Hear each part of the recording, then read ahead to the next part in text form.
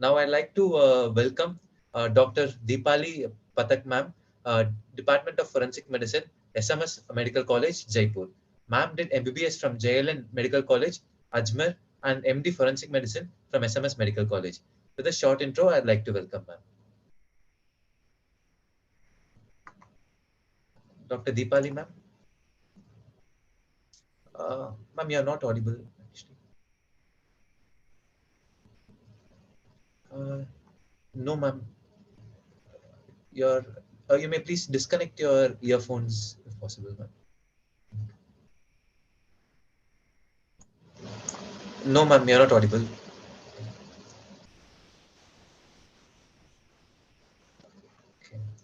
Okay. In the meanwhile, while Deepali ma'am gets back, I'd like to introduce Dr. Pradeepa ma'am, Associate Professor, Department of Psychiatry, AIIMS Jodhpur.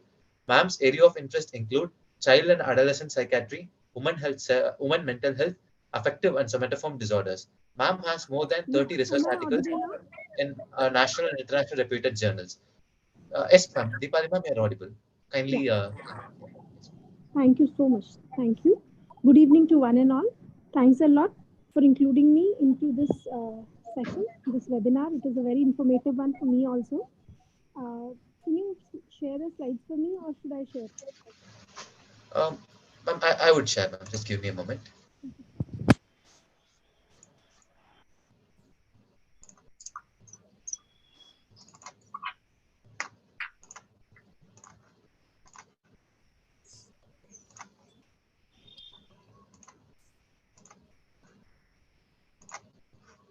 Manas? Working as a faculty in the Department of Forensic Medicine, I am getting to see cases of intimate partner violence almost every day. It's like a routine practice for us that we keep seeing cases. Can you please change the slide? As everybody is talking about intimate partner violence, that it includes physical assault, it includes sexual assault, and it can include emotional abuse. So we as doctors may get patients with injuries on bodies in various parts of the body, may get patients with sexual assault who may present with or without injuries, or patients with psychiatric complaints because of their ongoing emotional abuse. As a forensic faculty, we generally get patients for medical legal examination with the police after filing police complaint. But there are also cases who are admitted for treatment purpose without a thought process for the complaint. They're just admitted to the hospital, or they visit the hospital in OPD just for the purpose of treatment. And there are some who visit the hospital for treatment purpose, and in addition, they are also interested in doing a police reporting for the same. And there are also some who do not intend to file a police complaint, but they have an intention to get a medical record done for the thing, so that in case of need at a later date, they may file a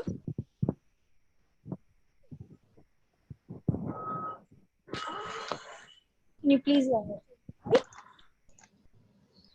Now, when we are talking about the duties of doctors in relation to intimate partner violence, if we talk of it, then we would realize that the prime responsibility of any doctor is procurement of treatment for the patient. But with that, as a doctor, we also get cases, we must also look into the medical legal formalities, how they have to be done, where they can be done are issues. And police information is again one more aspect of it. Police information, whether it has to be done or not. So for that, we have two aspects. One is Section 39 of CRPC. This says that the public also has responsibility to give information of certain offenses.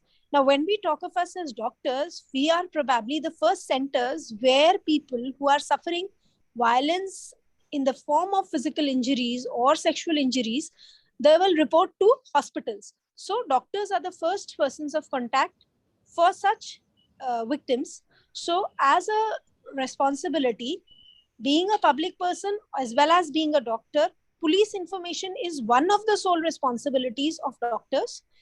Maybe the case belongs to the sections mentioned under Section 39 CRPC, like you may change the slides. They have cases like trespassing, they have cases like offenses against the state, offenses relating to the legal system, offenses relating to adulteration of foods and drugs, And moreover, please change the slide. Cases related to the offenses against human body, then cases related to breach of trust of public servant, cases related to theft, robbery, offenses of mischief against property. Please move the slide. And other cases which are related to currency notes or banks. So these are the cases mentioned in section 39 CRPC.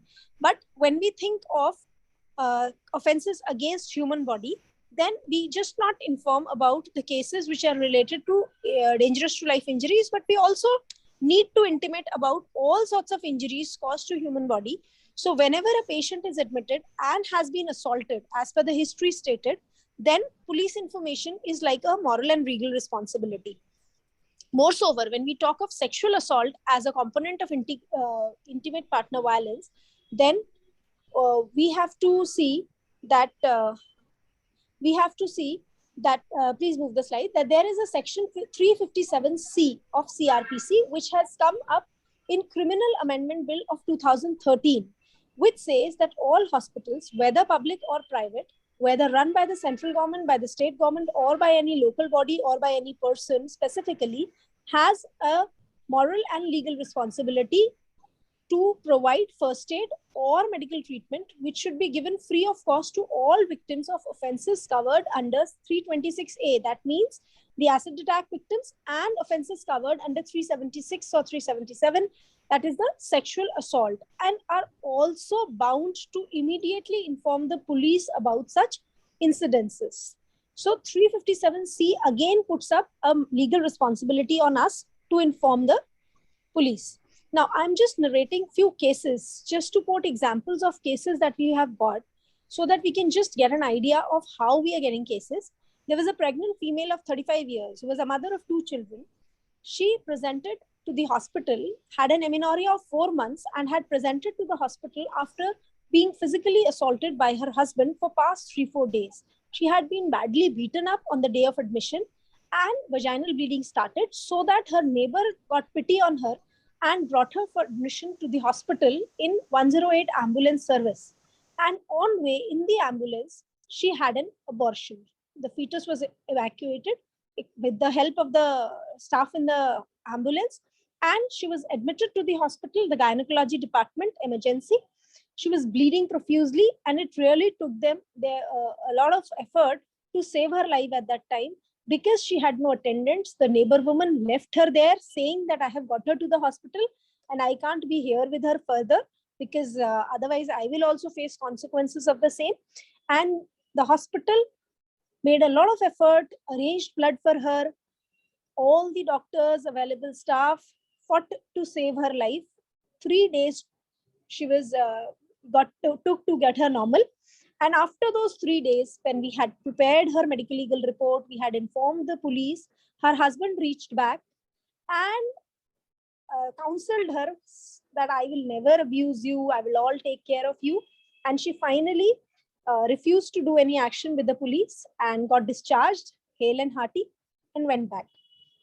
The second case I wish to tell you about is, the second case was of a 21-year-old female who was in a premarital relationship and got pregnant, was very happy about it, left her job to be careful about her health, and informed her partner. But when he got to know about it, then he dodged her and inserted the empty pills into her vaginal orifice while being intimate with her. And she later on realized, when she started having pain abdomen and she detected some powdery material and some remnants of the pill in her vaginal opening, then she realized that this is what has happened to her. And she immediately called the women helpline. An ambulance was sent to her and police reached and helped her get admitted. And thankfully, the fetus was expelled by the time she reached the hospital so that the DNA sample could be procured to create evidence against the accused. The case 3. This was a woman of 25 years, married for past 2 years, who was brought for medical examination by the police, and she had been badly beaten up by her husband with the broom. And all over her body, she had multiple contused abrasions, bruises here and there. Her left shoulder had dislocated and she had a fracture dislocation of the left wrist joint. And she was so confused, just reached the police station and the police brought her for medical examination. And probably the next day, she will also patch up with her husband and go back home. Case 4. Next, please. This is a female of 22 years who was again in a premarital relation and was assaulted by her boyfriend, even with an attempt to manually strangulate her. She was brought for medical examination because her friend rescued her from there, and they reached the police station scared. When she was brought for medical examination, we observed that she had petechial hemorrhages on her face. Her face was very congested. She had subconjunctival hemorrhages, which all pointed out towards the attempt of manual strangulation that had happened to her. We were like telling her that you should be very careful about your safety. You should not be going to anybody's house like that, because that you are alive, we can say all this to you. Otherwise, all the symptoms that are being shown on your body, we would have reported it as a case of manual strangulation during the postmortem. So you should be very careful. This is what we counseled her. Later, she revealed that she was also pregnant with 2 months, and then the police and the hospital authorities helped her get rid of the pregnancy and get it terminated, and so that even evidence could have been procured for the case. So as a doctor, I feel that empathy is most important. That should be there with us. Treatment is obviously our prime responsibility, but there are many medico-legal formalities to it. The preparation of report, which may not be happening in many private institutions, and police information, if it the lady is interested in it, and psychological support and rehabilitation and further settlement are all our responsibilities.